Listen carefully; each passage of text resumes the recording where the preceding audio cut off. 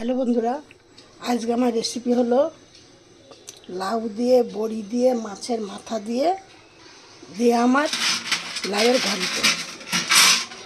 গ্যাসটা জ্বালিয়ে দিলাম। এবার এই মধ্যে তেল দিলাম।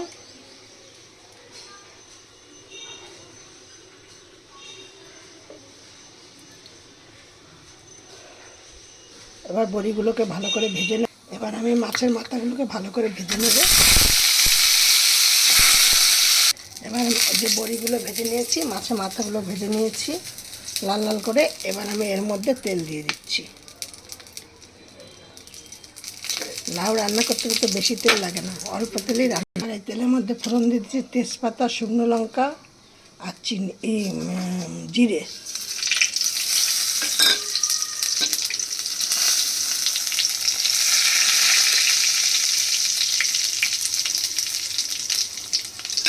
এবার গ্যাসটা আমি অন করে দিয়ে কমিয়ে দিচ্ছি।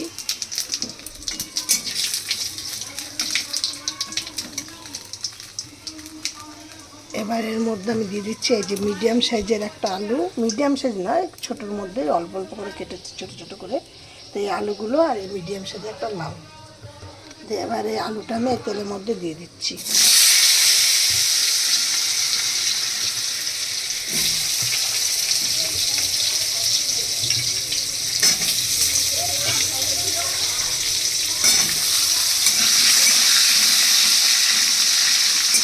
এবার আমি এর মধ্যে আবার এই মাছের মাথাটাকেও দিয়ে দিচ্ছি।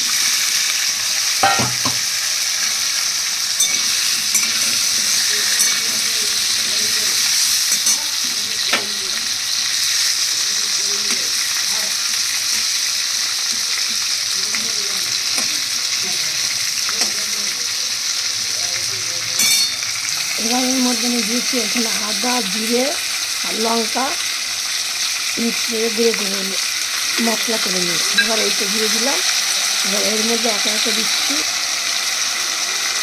হলুদ গুঁড়ো। লাউটা কিন্তু তেল কম দিতে হয়, হলুদ কম দিতে হয়। এবার দেবো এর মধ্যে মশলাটা যখন হয়ে যাবে, একটুখানি কালার হওয়ার জন্য একদম সামান্য একটু বা কাশ্মীর লঙ্কা গুঁড়ো দেবো।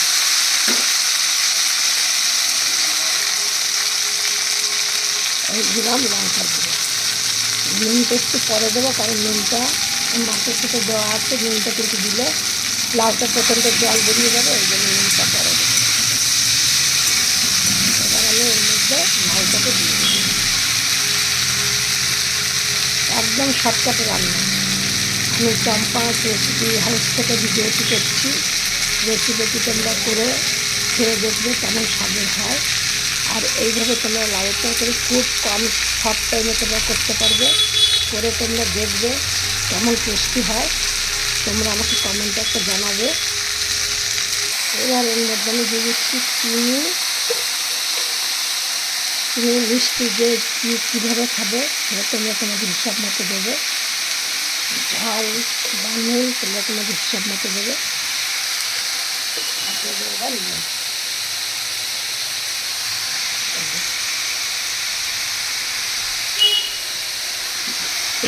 দিয়ে আবার নাড়াচাড়া করে ঢাকা দিয়ে দেবো।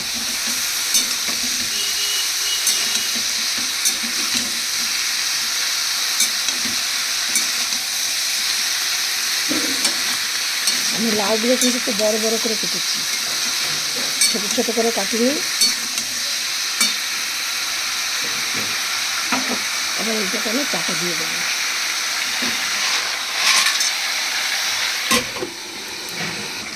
আমার দেখো তরকারিটা হয়ে গেছে, লাউর ঘন্টটা। এবার তোমরা এইভাবে করে দেবো, গরম ভাতে পরিবেশন করবে, দারুণ খেতে হবে। রেসিপিটা হেবি সুন্দর খেতে। এবার আমি গ্যাসটা অফ করে দিলাম।